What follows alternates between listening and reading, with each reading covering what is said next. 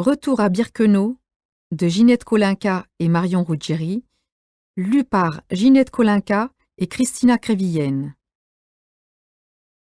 La dernière fois que je suis retournée à Birkenau, c'était au printemps.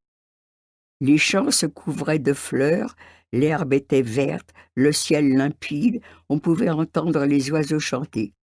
C'était beau. Comment puis-je employer un mot pareil? Et pourtant, je l'ai dit ce mot, je l'ai pensé, c'est vrai, c'est beau. Au loin, j'ai vu cette silhouette qui remontait le long de la prairie. D'abord, je n'y ai pas cru. Je me suis dit, c'est pas possible. Mais c'était bien ça, une joggeuse. Elle faisait son footing, ici, sur cette terre grasse et méconnaissable, qui avait vu tant de morts, dans cette terre qui sentait le petit matin frais, la rosée. Elle courait, tranquillement. J'en ai eu le souffle coupé.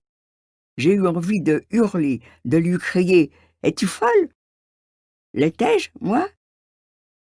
Il ne faut pas retourner à Birkenau au printemps.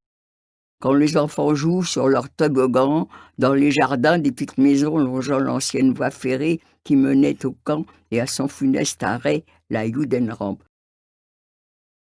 Le 16 avril 1944, le train s'arrête enfin. J'ai l'impression d'avoir somnolé tout ce temps. Derrière la porte, on entend des voix qui crient, des chiens qui aboient, le bruit des gonds que l'on déverrouille. Un air vif pénètre le wagon. Comme c'est bon! Après ces heures passées recroquevillées dans la pénombre et la tourmenteur, combien de jours, de nuits? On me dit 3 jours, 3 nuits, je répète, 3 jours, 3 nuits, mais en fin de compte, je n'ai pas réalisé. Mon père, mon petit frère Gilbert et mon neveu sont là autour de moi. Je me vois refuser quelque chose à mon frère dans le wagon. À manger, certainement.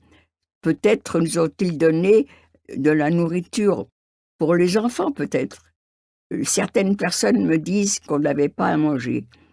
Peut-être que pour les enfants, ils ont donné un peu de nourriture, parce que je me souviens toujours que je répondais à mon frère: on ne peut pas manger tout d'un seul coup. On ne sait pas comment le temps va durer. À l'époque, il y avait des J1, les bébés, les J2, qui étaient un peu plus vieux, puis les J3. Alors les J1, je me rappelle, on leur donnait du lait. Peut-être que les J2 avaient peut-être un peu de farine pour mettre dans leur bouillie. Et peut-être que les J3... Moi, je me rappelle, à un moment donné, j'étais J3, on m'a donné des gâteaux secs. Et puis les adultes, eh bien, eux, je me rappelle, ils avaient le droit à du vin.